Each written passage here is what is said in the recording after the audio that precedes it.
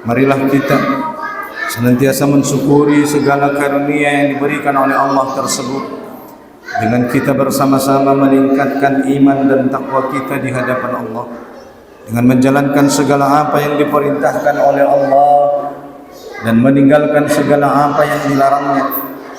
Mudah-mudahan dengan begitu kelak kita semua tergolong sebagai hamba yang bertakwa, hamba yang insyaallah Allah masukkan ke dalam surganya, surga jannatun tajri min tahtiha al-anhar khalidina fiha abada. Amin ya rabbal alamin. Selawat salam semoga senantiasa terlimpah tercurah kepada Sayyidul Anbiya'i wal Mursalin Khatamun Nabiyyin. Beliaulah baginda Rasulullah Muhammad sallallahu alaihi wasallam. Allahumma salli ala Sayyidina Muhammad wa ala ali Sayyidina Muhammad. Mudah-mudahan dengan kita senantiasa istiqamah mengikuti petunjuk dari Rasulullah, kelak di hari akhirat kita adalah umat yang mendapatkan syafaat dari beliau. Amin ya rabbal alamin. Masyarul muslimin, jamaah salat Jumat yang dirahmati Allah Subhanahu wa taala. Adapun tema khutbah kita pada kesempatan kali ini yaitu yang berjudul mewujudkan dua perisai umat. Hadirin jamaah Jumat rahimakumullah. Allah Subhanahu wa taala berfirman di dalam ayatnya, ya ayyuhalladzina amanu taqullaha haqqa tuqatih wa la tamutunna illa wa antum muslimun. Yang artinya, wahai orang-orang yang beriman, bertakwalah kalian kepada Allah dengan sebenar-benar takwa kepadanya, dan janganlah kamu mati kecuali dalam keadaan muslim. Quran surah Ali Imran ayat 102. Sungguh takwa adalah benteng terakhir dari kita di tengah kehidupan di akhir zaman ini, dan sungguh hanya dengan takwalah kita akan selamat dari dunia menuju negeri akhirat. Hadirin jamaah Jumat rahimakumullah, tak ada bulan yang menandingi keistimewaan daripada bulan Ramadan, karena bulan Ramadan dijuluki sebagai Sayyidus Syuhur, yaitu pemimpin daripada seluruh bulan, karena begitu berlimpah keutamaan daripada bulan Ramadan. Pada bulan ini ditebarkan ampunan dan rahmat Allah Subhanahu wa taala. Pada bulan ini juga pintu-pintu surga dibuka, pintu-pintu neraka ditutup, dan setan-setan dibelenggu. Pada bulan ini pula ada satu malam yang lebih baik daripada 1000 bulan, itulah malam Lailatul Qadar. Pada bulan Ramadan Allah Subhanahu wa taala memerintahkan kaum mukmin untuk melaksanakan ibadah puasa. Demikian sebagaimana firman Allah Subhanahu wa taala, ya ayyuhalladzina amanu kutiba alaikumus syiyam kama kutiba alal ladzina min qablikum la'allakum tattaqun. Yang artinya, hai orang-orang yang beriman, diwajibkan atas kalian berpuasa sebagaimana diwajibkan atas orang-orang sebelum kalian agar kalian bertakwa. Quran surah Al-Baqarah ayat 183. Hadirin jamaah Jumat rahimakumullah, secara bahasa bahwa puasa atau saum bermakna imsak, yang artinya menahan, sedangkan secara syariat makna puasa adalah berarti menahan diri dari makan dan minum, dan begitu juga hubungan suami istri semenjak terbit fajar hingga tenggelam matahari. Rasulullah sallallahu alaihi wasallam menyebut bahwa puasa sebagai perisai atau junnah bagi seorang mukmin, sebagaimana sabdanya, asyamu junnatun ka junnati ahadikum minal qital, yang artinya puasa adalah perisai atau pelindung seperti perisai salah seorang dari kalian dalam peperangan. Hadis riwayat An-Nasai. Imam Ibnu Rajab rahimahumullah menjelaskan bahwa puasa melindungi seseorang hamba Allah dari berbagai kemaksiatan di dunia, sebagaimana perisai yang melindungi seseorang dari serangan musuh. Begitu dikatakan oleh Ibnu Rajab dalam kitab Jami'ul Ulum wa Al-Hikam juz 2 halaman 139.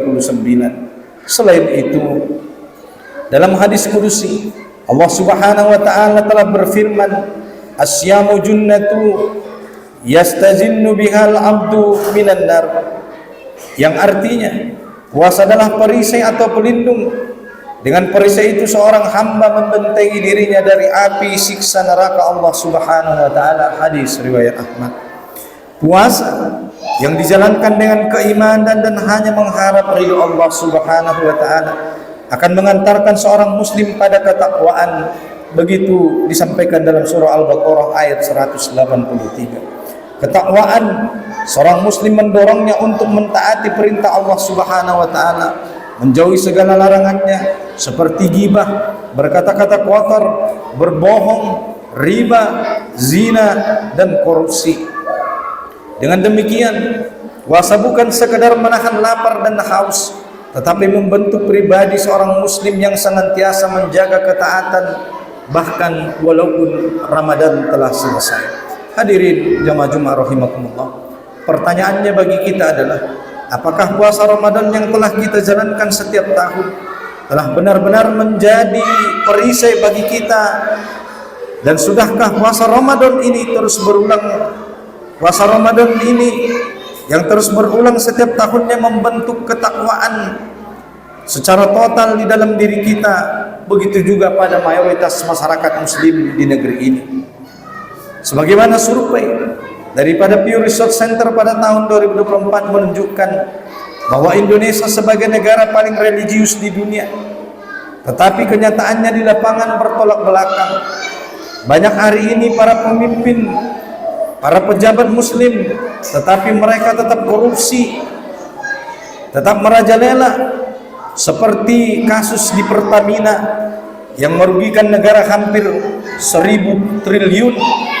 Itu belum termasuk total korupsi yang bernilai ribuan triliun rupiah lainnya di bidang pertambangan seperti timah, infrastruktur dan berbagai bidang lainnya. Begitu pula maraknya judi online yang melibatkan 8,8 juta warga dengan perputaran uang lebih daripada 600 triliun, serta pinjaman online yang menjerat kurang lebih 18 juta orang dengan total transaksi 69 triliun. Fenomena ini terjadi karena ajaran Islam telah dipersempit hanya dalam aspek ibadah ritual semata. Aspek lainnya seperti ekonomi, sosial, politik dikesampingkan Islam di dalamnya.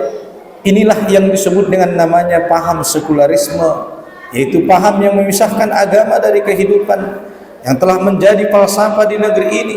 Bahkan ajaran Islam sering dieksploitasi demi keuntungan politik dan ekonomi, seperti penggunaan citra kesolehan dalam politik menjelang pemilu.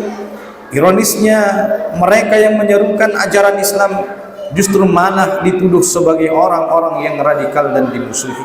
Padahal Rasulullah SAW telah mengingatkan bahwa puasa bisa menjadi sia-sia jika tidak membentuk ketakwaan yang sejati. Sabda Rasulullah SAW, "Rubba shaimi azzuhu min siyamihi al-ju'u wal atas," yang artinya betapa banyak orang berpuasa yang hasil dari puasanya hanyalah lapar dan dahaga saja. Hadis riwayat Ahmad. Puasa seharusnya menjadi pelindung, tetapi tanpa penerapan Islam secara sempurna, sehingga seseorang menjadi gagal melindungi individu dan masyarakat dari maksiat serta kerusakan moral. Selain itu, umat juga kehilangan perisai lainnya, yakni para pemimpin, para imam yang dulu mereka memimpin kaum muslimin yang disebut dengan namanya para khalifah, yang menerapkan ajaran syariat Islam secara sempurna.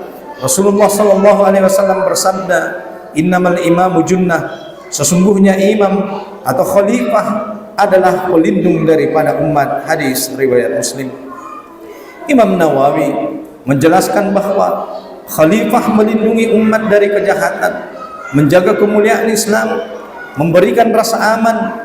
Ketiadaan perisai dan pelindung ini membuat kaum muslimin tercerai-berai, kehilangan perlindungan, dan tidak memiliki kekuatan untuk melawan para penjajah maupun ketidakadilan.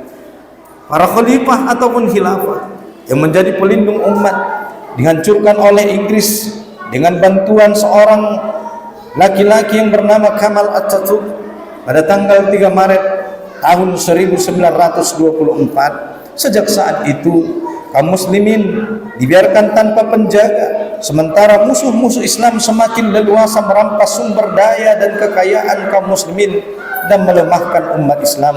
Bahkan seruan daripada khalifah, seruan daripada khilafah demonstrasi agar umat ini takut terhadap ajaran agama Islam itu sendiri. Imam Al-Ghazali rahimahumullah menegaskan bahwa agama dan kekuasaan adalah saudara kembar yang tidak bisa dipisahkan.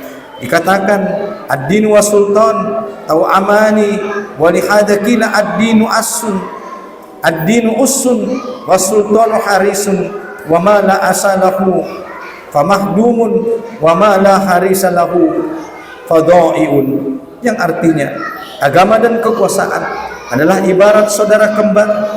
Karena itu sering dikatakan agama adalah fondasi, sementara kekuasaan adalah penjaga daripada agama. Apa saja yang tidak memiliki fondasi akan hancur, dan apa saja yang tidak memiliki penjaga akan lenyap.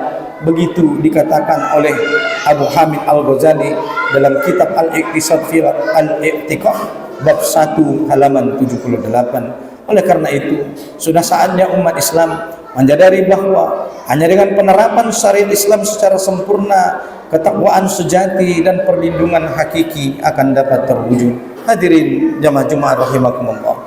Oleh karena itu, wahai kaum muslim, bukankah sudah saatnya bagi kita untuk memperbaiki kualitas puasa kita, tidak lain agar terwujud ketakwaan yang hakiki dan menyentuh dalam diri kita. Untuk itu, mari kita menjadikan Islam sebagai rahmatan lil alamin, yang hari ini Ramadan kita berada di dalamnya untuk kita berharap memulai perubahan menuju pribadi yang benar-benar bertakwa. Dan Ramadan ini mendidik kita bagaimana kita akan sungguh-sungguh bertaat, sungguh-sungguh menjadi hamba yang taat di hadapan Allah Subhanahu wa taala. Bukan hanya di bulan Ramadan, tetapi juga insya Allah di 11 bulan yang akan datang. Walaupun Ramadan ini telah selesai, tapi kita berharap Ramadan ini akan menjadikan kita manusia yang lebih bertakwa yang sesungguhnya di hadapan Allah Subhanahu wa taala. Oleh karena itu, kita memerlukan sebuah institusi yang dapat melindungi kaum muslimin dengan menjalankan syariat Islam secara sempurna, sebab hanya dengan dipimpin dan diatur dengan syariat Islam yang dipimpin para khalifah yang institusinya bernama khilafah dengan segenap ajaran Islam dan dijalankannya hukum-hukum Islam yang secara sempurna, insya Allah kaum muslimin akan sejahtera dan agama ini menjadi Islam rahmatan lil alamin, Islam baldatun thayyibatun wa rabbun ghafur. Insya Allah demikian di hari kemudian kelak. Barakallah li wa lakum fil Qur'anil azim wa nafa'ani wa iyyakum bima fihi minal ayati wa dzikril hakim wa taqabbalallahu minna wa minkum tilawatahu innahu was-sami'ul alim. Aqulu qouli hadza wa astaghfirullahal azim innahu huwal ghafurur rahim.